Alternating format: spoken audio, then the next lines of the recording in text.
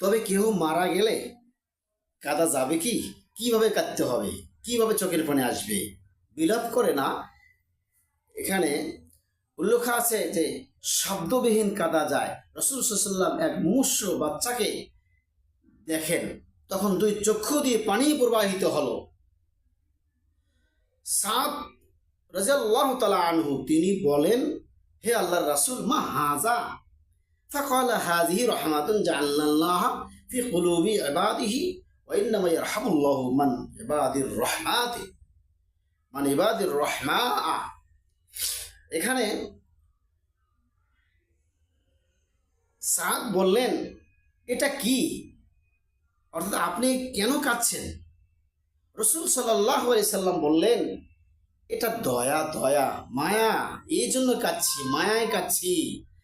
আল্লাহ তার বান্দার অন্তরে রেখেছেন, নিশ্চয় আল্লাহ তার বান্দার প্রতি দয়া করেন, এই দয়া, এই মায়ায় কাঁদতেছি। আপনার চোখের পানি দর দর করে পড়তে থাকবে, সাউন্ড হবে না, এই ধরনের, তাহলে মায়া। এতে কিছু কিছু মহিলাকে তো ভাড়া করে নিয়ে আসা হয় কাঁদবার জন্য। শাশুড়ি কাঁদতে পারে না, বউ নিয়ে যাচ্ছে, নতুন মেয়ে মেয়ে বিয়ে হয়ে গেছে, ভাড়া করে নিয়ে আসে কাঁদার জন্য। মহিলা মানুষ পারে, এই জন্য বিলাপ করে কাঁদা যাবে না, কাঁদতে হবে। দয়া মায়া থাকলে চোখের পানি এমনিতে আসবে।